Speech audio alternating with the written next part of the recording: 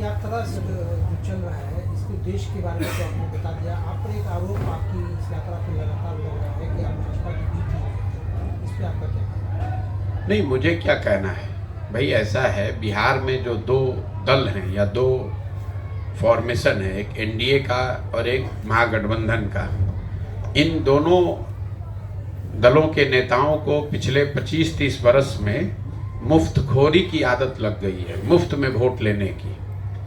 यहाँ पर भाजपा को वोट देने वाले एक बहुत बड़ी जनसंख्या ऐसी है जो भाजपा को वोट नहीं करती है, वो लालू जी के डर से भाजपा को वोट कर देती है, क्योंकि उनके पास कोई तीसरा विकल्प है नहीं। इसी तरीके से आरजेडी को, लालटेन को वोट करने वाली जो लोग हैं, उनमें खास करके जो मुसलमान समाज के लोग हैं, वो इसलिए नहीं लालटेन को वोट करते हैं कि उनको कोई लालटेन से प्रेम है या लालटेन से उनको कुछ मिला है।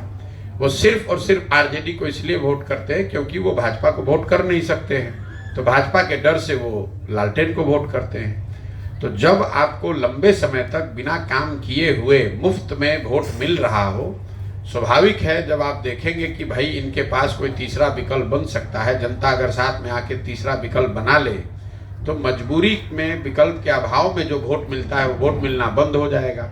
इसीलिए आप ये कहानी सुनते हैं कि नीतीश और लालू यादव की पार्टी कहेगी कि ये भाजपा के बी टीम है, भाजपा वाले कह रहे हैं कि ये नीतीश के बी टीम है, कभी कभी ये भी हम सुनते हैं कि हम कांग्रेस के बी टीम हैं। तो ऐसा है कि जो ये दल हैं, इनके नेताओं को एक दिन जमीन पर उतरने की ताकत नहीं है।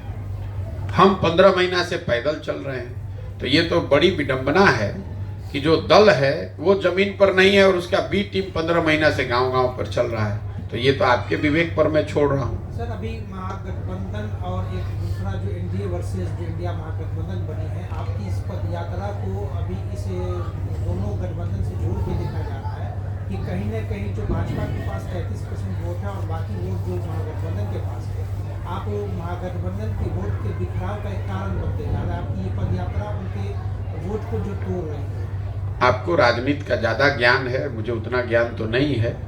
किसका वोट, जब हमने दल अभी बनाया ही नहीं है तो हम आपका वोट कैसे ले लेंगे? तो बनेगी, आपने खुद जब बनेगा तो अभी तो आप बता रहे हैं कि वोट बिखराव हो गया। अरे मेरे भाई, मैंने कहा कि जब दल बनेगा तब तो वोट होगा। आपकी पद यात्रा से बिखराव तो हो रहा है ना। अच्छा, तो क्या करें? तो क्या करें? नहीं, मेरे पक्ष कुछ नहीं रखना है हमें। बिहार देश में महागठबंधन की यूपीए की सरकार रही है, उससे क्या बिहार का भला हो गया? बिहार की गरीबी खत्म हो गई, बिहार की बेरोजगारी रुक गई। अभी 10 वर्ष से मोदी जी देश के प्रधानमंत्री हैं, तो क्या बिहार का भला हो गया उससे? तो जब हम जो प्रयास कर रहे हैं वो बिहार के जनता के जीवन को सुधारने का प्रयास कर रहे हैं। आप चक्कर में पड़े हुए हैं कि भाजपा गठबंधन का क्या होगा और महागठबंधन का क्या होगा। जिसका जो हो, बिहार की जनता का बेहतर होना चाहिए कि नहीं होना चाहिए? तो बिहार की जनता का बेहतर होना चाहिए, उस पर आपको सवाल नहीं है। आपको महागठबंधन की चिंता है, आपको भाजपा की चिंता है, आपको अपने बच्चों की चिंता नहीं है, आपको बिहार की चिंता नहीं है। बिहार का बिखराव हो रहा है, ये सवाल आपको नहीं समझ में आता है। महागठबंधन के वोट का बिखराव हो रहा है कि भाजपा के वोट का बिखराव हो रहा है, इसमें आप मरे जा रहे हैं। सर, मैं शकील दिल्ली। आपकी जो पदयात्रा 2 अक्टूबर से निकली और आपके जो जन स्वराज के पोस्टर पर गांधी जी नजर आए। इस देश की राजनीति आप 2 छुरी पे टिक गई है। एक गांधीयन थ्योरी है जो गांधी को मानने वाले हैं, दूसरे उसके अपोजिट लोग।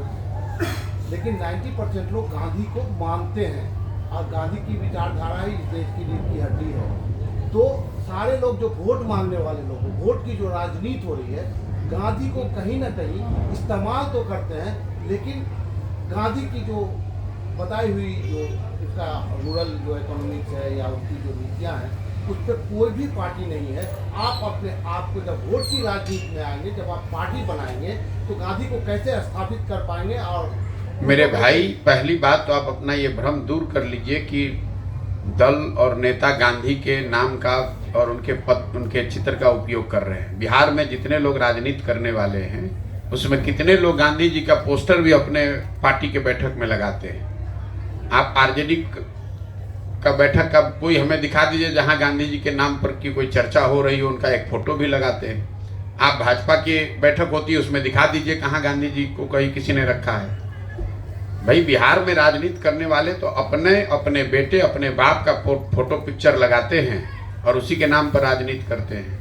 तो अगर आप सिंबोलिज्म की भी बात कर लीजिए तो बिहार में दलों ने नेताओं ने तो सिंबोलिज्म भी छोड़ दिया है।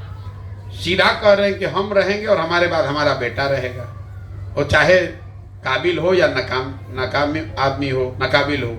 गांधी की बात कर कौन रहा है?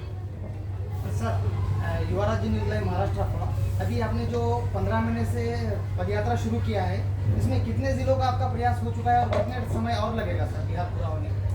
मैंने अभी तक पदयात्रा के दौरान करीब 45% बिहार को किया है और आधा बिहार मोटे तौर पर और बाकी है, क्योंकि पटना का जो शहरी क्षेत्र है उसमें आबादी का एक बहुत बड़ा कंसंट्रेशन है। तो आप मानकर चलिए कि आधा बिहार और बाकी है। 15 महीना लगे हैं, 12-15 महीने और लगेंगे। ये पदयात्रा बिहार पर फोकस है और देश के अन्य राज्यों में भी होगी? जब पदयात्रा घोषणा किए बिहार में कर रहे हैं बिहार में, तो देश का इसमें कहाँ से मामला आ गया? मैं अपने जीवन के कुछ वर्ष मैंने इसलिए निकाले हैं कि मुझे बिहार में जो स्थिति है इसको सुधारने के लिए एक ईमानदार प्रयास करना है। उस प्रयास में लगे हुए हैं।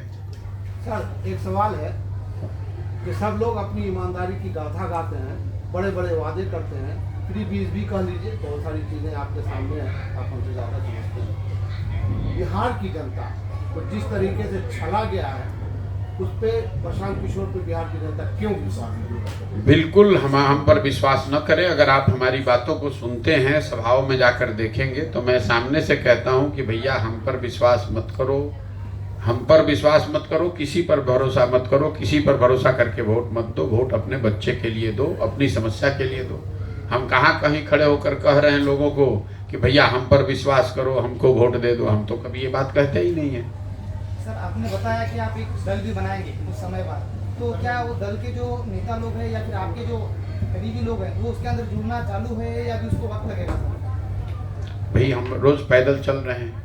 मैंने कहा कि दल लोग बनाएंगे और आप सुन रहे हैं कि दल हम कह रहे हैं कि हम बनाएंगे। जो लोग दल बनाना चाहते हैं वो जुड़ रहे हैं और वही लोग मिलकर दल बनाएंगे। सर मेरा सवाल था कि बिहार में SC/ST कम्युनिटीज भी जो एक अल्टरनेट ढूंढ रही है, उसको लेकर जनसुराज जो है क्या स्पेस देगा, उनके लिए आपके पास क्या? हम जाति की कोई राजनीति नहीं करते हैं। बिहार में आपने कहा कि जो दलित समाज के लोग हैं वो अपनी स्थिति से परेशान हैं, ऑल्टरनेट ढूंढ रहे हैं। मैंने आपको एक आंकड़ा दिया कि बिहार में आधी से ज़्यादा आबादी, हर वर्ग के लोग ऑल्टरनेट ढूंढ रहे हैं, तो उसमें दलित समाज भी शामिल है। अच्छा, इन लोगों ने अगर पार्टी बना ली, आप पद यात्रा कर रहे हैं, तो उस पार्टी का अगुवाई कौन करेगा? उसका नेता तो होगा।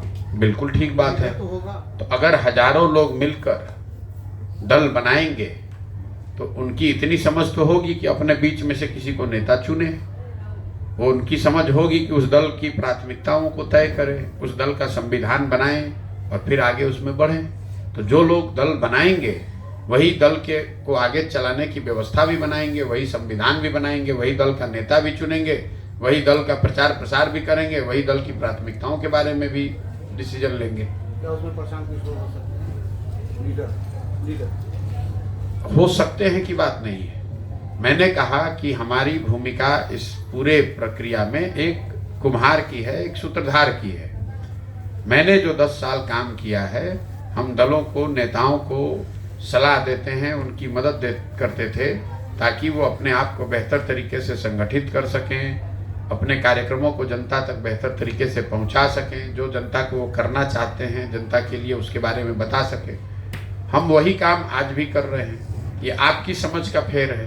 पहले ये काम हम दल और नेता के लिए कर रहे थे, अब यही काम हम समाज के लिए, बिहार के लोगों के लिए कर रहे हैं। सर बिहार में महिलाएं मेन स्ट्रीम पॉलिटिक्स में नहीं है, मुखिया पति से लेकर मंत्री पति तक का कल्चर है, इसको आप कैसे करें? बिहार इसमें कोई अकेला ऐसा राज्य नहीं है जहाँ की महिलाओं की बहुत बड़ी भागीदारी राजनीति में नहीं है। तो देश का पूरा विषय है। अभी महिला आरक्षण आया है, उससे धीरे धीरे कुछ सुधार शायद होगा, लेकिन महिलाओं की स्थिति जब सुधरेगी, सब देखिए राजनीति जो है वो तो समाज का आईना है। अगर समाज में जाति है तो राजनीति में जाति होगी, समाज में भ्रष्टाचार है तो राजनीति में भ्रष्टाचार होगा, समाज में अगर महिलाओं की स्थिति कमजोर है तो राजनीति में भी महिलाओं की स्थिति कमजोर होगी। तो अगर आपको स्थिति महिलाओं की सुधारनी है, राजनीति में उनकी भागीदारी बढ़ानी है, तो समाज में उनकी भागीदारी बढ़नी चाहिए, समाज में उनकी हिस्सेदारी बेहतर होनी चाहिए, पढ़ाई में उनकी हिस्सेदारी बेहतर होनी चाहिए। सिर्फ कोई ऐसा किसी के पास सॉल्यूशन नहीं है कि आप आइए और कल कोई घोषणा कीजिए और महिलाओं की तादाद बढ़ जाएगी राजनीति में।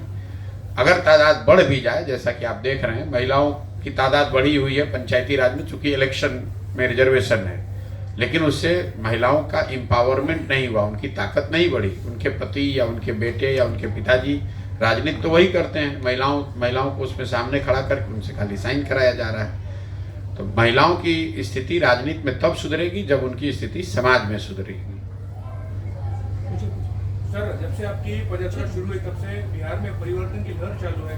सब लोग बोलते हैं कि आप जैसा शिक्षा के बारे में बात करते हो, आरोग्य के बारे में बात करते हो, सब लोग आपको सपोर्ट करते हैं। मैं ऐसा नहीं मानता हूं कि कोई परिवर्तन की लहर है या क्या। मेरा वो काम नहीं है। ये लोगों को ये बात समझ में आ रही है कि नहीं आ रही है, ये लोगों को तय करना है। हम अपना काम कर रहे हैं। मेरा काम ये है कि मैं जाकर इन 3 उद्देश्यों के साथ मैं निकला हूँ। इन 3 उद्देश्यों की पूर्ति के लिए ईमानदारी से साल, 2 साल, 3 साल, 4 साल जो भी लगे मैं प्रयास करूं। लोग समझेंगे तो अच्छी बात है, नहीं समझेंगे तो जिस दुर्दशा में जी रहे हैं आगे जीते रहेंगे। राज्यों के चुनाव परिणाम आने के बाद कई जो जदयू के नेता प्रधानमंत्री मोदी साहब की तारीफ कर रहे हैं, क्या लोकसभा से पहले जदयू पार्टी को?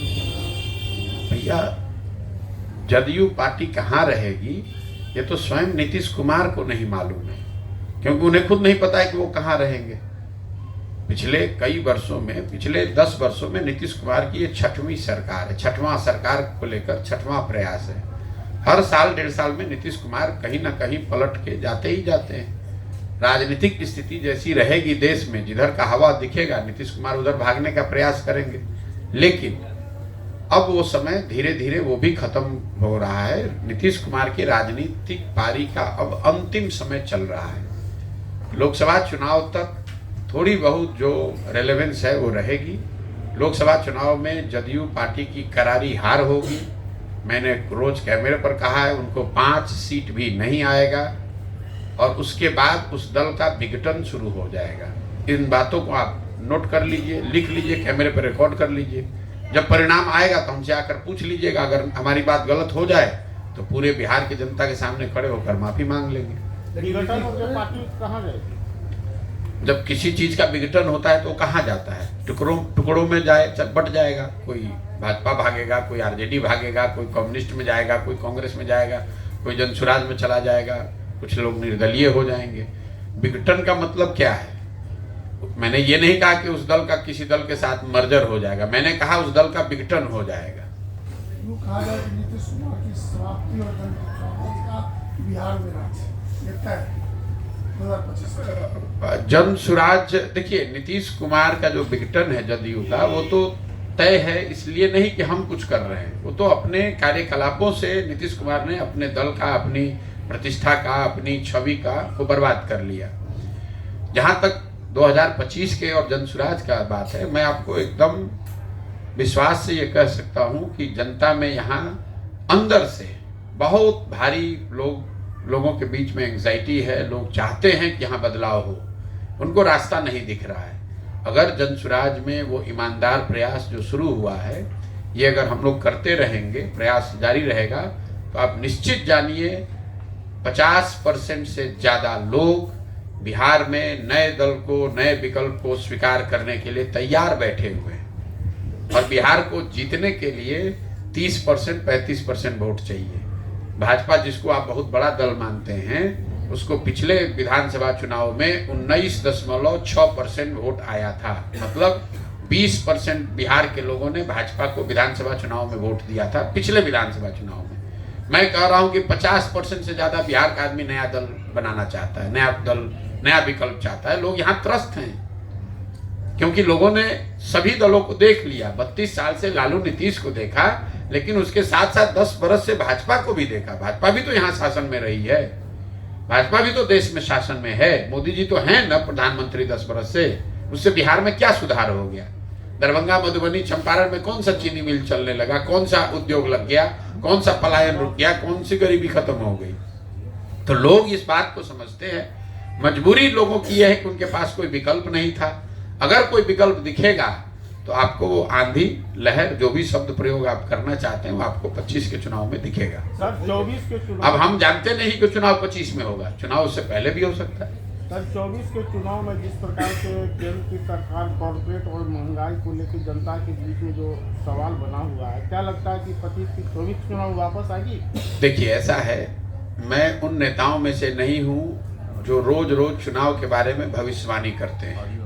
मैंने जीवन में एक बार कहा कि बंगाल में भाजपा नहीं जीतेगी, 100 से कम सीट आएगा। पूरे देश के लोगों ने कहा नहीं, बंगाल में तो भाजपा जीत रही है। जब परिणाम आए तो आपने देखा भाजपा को 77 सीट आया।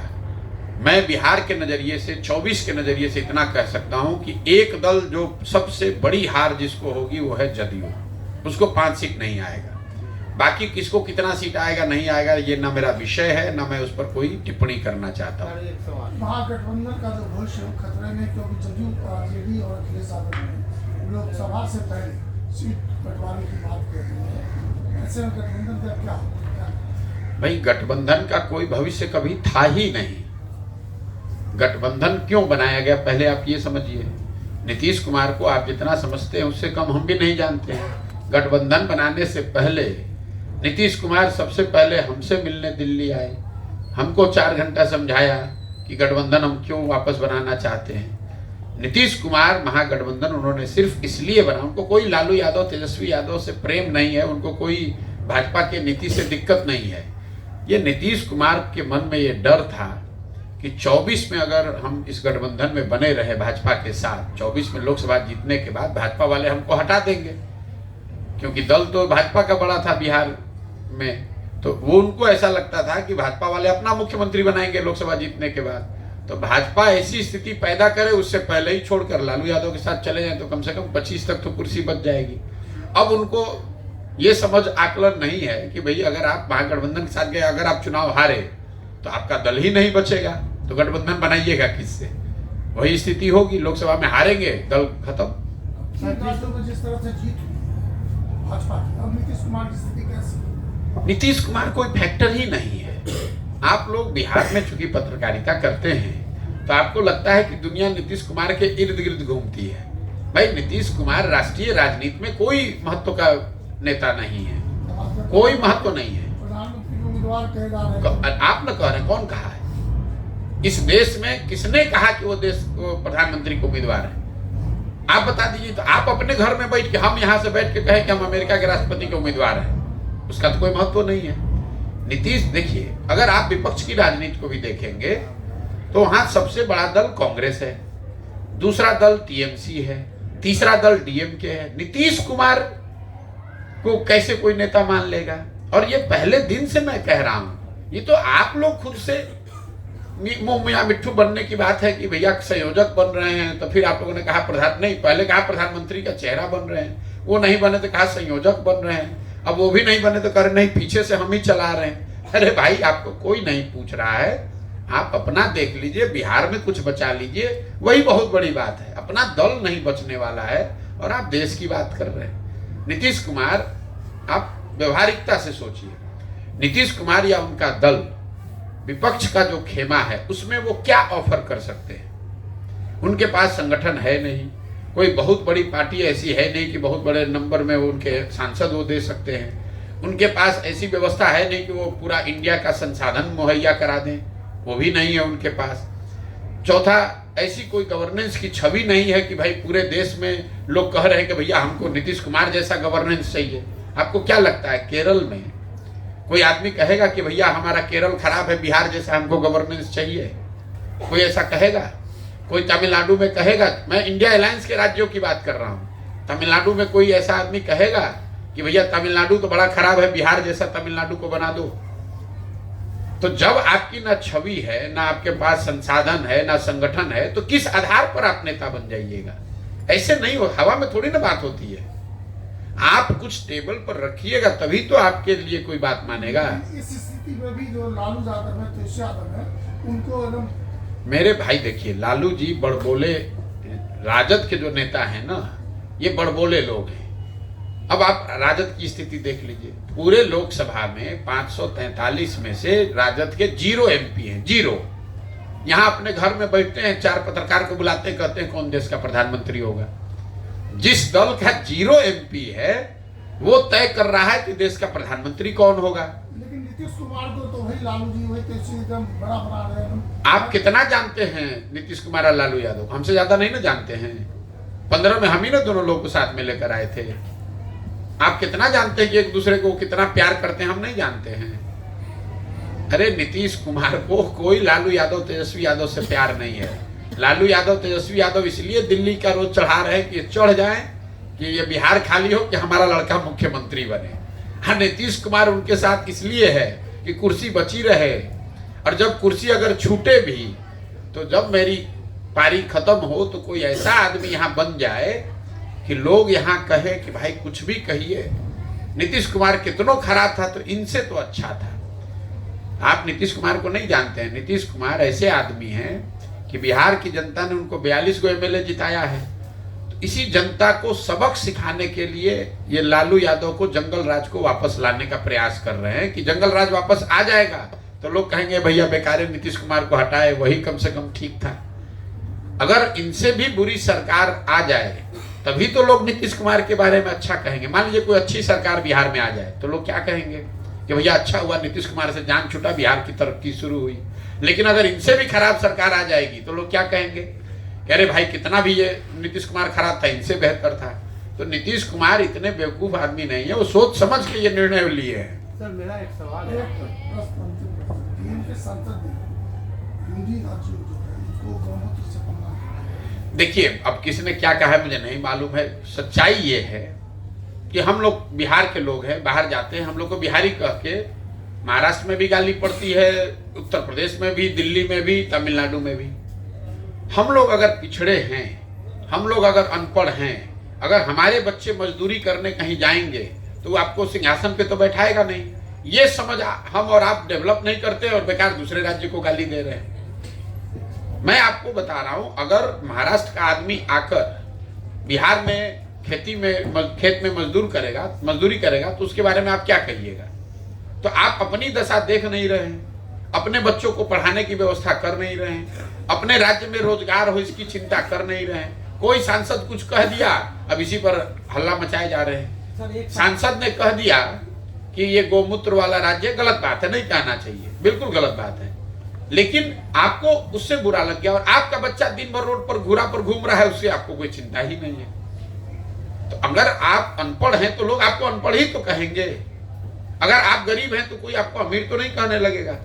अगर आप किसी के यहाँ मजदूरी कह रहे हैं तो वो आपको अपना मालिक तो नहीं बताएगा। आपके हिसाब से हिंदी राज्यों की जो तुलना की गई वो सही है? बिल्कुल बेकार। आप अपना शब्द हमारे मुंह में डाल रहे हैं। मैंने कहा वो गलत है, लेकिन आपको हमको हिंदी राज्य के बारे में हम नहीं कह रहे हैं, हम बिहार की बात कर रहे हैं। बिहार के लोग जाते हैं और आपको गाली पड़ती है नहीं पड़ती है।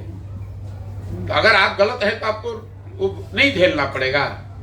बिहार की इस दशा की जानकारी आज तो नहीं, बहुत लंबे समय से आपको थी, लेकिन आज आप इस बात की किसी आधार पर निकले इस बिहार की इस दशा को लेकर के, पहले जो आप इन्हीं दलों के साथ काम किया करते थे उस समय आपकी ये चिंता क्यों नहीं? भैया जब हमारी क्षमता होगी तभी न करेंगे। आप पत्रकार कब बने? जब पढ़ लिख के पत्रकार बने तब न पत्रकार बने। तो एक मिनट रुकिए ना, आप ये सुनिए ना, अब आपका सवाल इतना समझ लिए, 15 महीना से यही सवाल लोग कर रहे हैं। आप ये हिंद टीवी चलाते हैं, पत्रकार कब बने? जब भी बने ना, कभी पढ़ाई लिखाई किए होंगे तब न पत्रकार बने होंगे। फिर कहीं कुछ पत्रकारिता की होगी, फिर कुछ साधन व्यवस्था हो गया तब अपना चैनल चला रहे हैं। पैदा हुए उसी दिन आपको नहीं पता था कि पत्रकार होने की जरूरत है, उसी दिन हो जाते पत्रकार। बिहार की ये दशा एक दिन में सर नहीं हुई, बिल्कुल नहीं हुई है।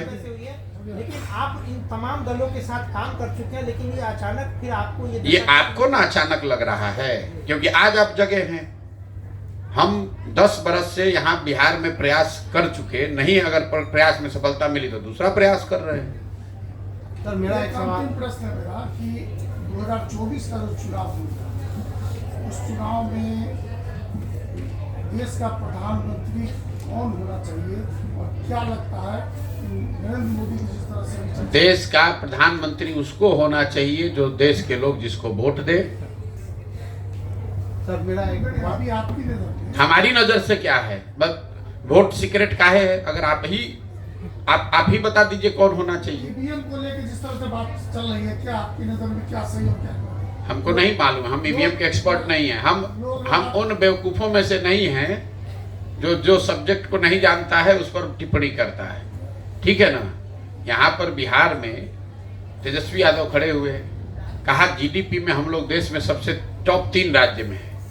हमने सामने से कहा भाई जीडीपी का परिभाषा लिख दो, 10 दिन कोचिंग ट्यूशन ले लो, उसके बाद आकर बता दो कि जीडीपी होता क्या है, इसकी गणना क्या होती है, खाली बता दो कैमरे पर, हम कल से तुम्हारा झंडा लेके चलने लगेंगे। तो जिस विषय की हमें जानकारी नहीं होती है, नीति ये कहती है, सामान्य ज्ञान ये कहता है कि जिस विषय की जानकारी नहीं उस पर मुंह नहीं खोलना चाहिए, वरना बेवकूफ दिखिएगा।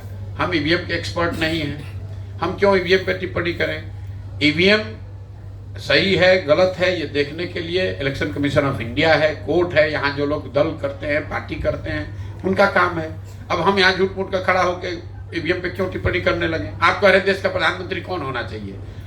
अरे भाई, अभी जिसको जनता चुनेगी उसको देश का प्रधानमंत्री होना चाहिए। चलिए सर, एक बड़ा प्रैक्टिकल सा सवाल है। अभी जो हालिया इलेक्शन हुआ है 5 राज्यों में, फॉर एग्जांपल राजस्थान में 500 का सिलेंडर मिल रहा है, बीजेपी ने 450 का किया, और तो इस मेंटालिटी से लोग कब बाहर निकलेंगे? डेवलपमेंट पे वोट ही नहीं हो रहा है सर। 1200 के ये डेवलपमेंट का परिभाषा आपकी नजर में जो है, जरूरी नहीं है कि वही डेवलपमेंट का परिभाषा हमारी नजर में भी हो। लोग सब कुछ जांचने परखने के बाद अपने हिसाब से जिसको अच्छा समझते हैं उसको वोट करते हैं। लोकतंत्र ऐसे ही चलता है। अब आप बैठ के कहिएगा कि डेवलपमेंट लोगों को वोट इसलिए करना चाहिए, तो हो नहीं सकता। हम बैठ के तय कर दें कि लोगों को सिलेंडर पर वोट करना चाहिए, उससे तो लोग नहीं मान जाएंगे। लोग सिलेंडर पर भी वोट करते हैं, लोग जात पर भी वोट करते हैं, लोग राष्ट्रीय सुरक्षा पर भी वोट करते हैं, उनके विकास पर भी, रोजगार पर भी, हर तरह के विषय को मिलाकर लोग वोट करते हैं। क्या सच में ऐसा हो रहा है? बिल्कुल होता है, बिल्कुल हो रहा है, बिल्कुल हो रहा है। क्या बात करते हैं? फिर जाति कोई माने नहीं रखती, बिल्कुल नहीं माने रखती है, बिल्कुल नहीं माने, सब कुछ माने रखता है जो समाज में है। लेकिन अगर आप यहाँ बिहार के पत्रकार हैं, आप लोग को ज्यादा ज्ञान है कि सब आदमी जाते पर वोट दे रहा है, तो नरेंद्र मोदी को बिहार में वोट कौन दे रहा है ये बता दीजिए। अगर हर आदमी जाति पर वोट दे रहा है तो मुसलमान फिर लालू यादव को वोट क्यों दे रहा है? वो तो उनके जाति के नहीं है। अगर आपको इतनी समझ है, लेकिन आप तो कुछ समझना चाहते नहीं है। दिक्कत यह है कि लोग अपनी मानसिकता बनाकर बैठे हुए हैं ना। आप कुछ सामने दिख रहा है आंकड़ा आपको कि भाई 20% मुसलमान तो आरजेडी को वोट कर रहा है। आरजेडी तो उनके जाति की पार्टी नहीं है, क्यों वोट कर रहा है? फिर भी आप कहेगा सब यहाँ जाति पर वोट दे रहा है। लोकसभा में 30-35% बिहार के लोगों ने मोदी को वोट कर दिया। मोदी के जाति का तो उसमें कोई आदमी नहीं है, फिर भी आप कहिएगा जाति पे वोट पड़ रहा है। तो इसको आप जब भाई किसी का आंख बंद है तब ना उसको खोलिएगा। जो जग रहा है आंख खुला हुआ और अंधा के तरफ भी सवाल कर रहा है, तो उसको क्या कर सकते हैं? आपके कहने से नहीं ना मान लेंगे। आपके कहने से इसलिए नहीं मानेंगे कि सच्चाई उससे उलट है। आंकड़े जो आप कह रहे हैं उससे उलट है। अगर सरकार के सिलेंडर बांटने से ही सरकार जीत जाती तो जो लोग भी सरकार में वो सिलेंडर कम पैसे में बांटा वो जीत के आ जाता। लेकिन जनता उससे ज्यादा होशियार है। वो सिलेंडर 500 चाहती है, उसके साथ और भी कुछ चाहती है। ठीक है भैया, बहुत बहुत धन्यवाद।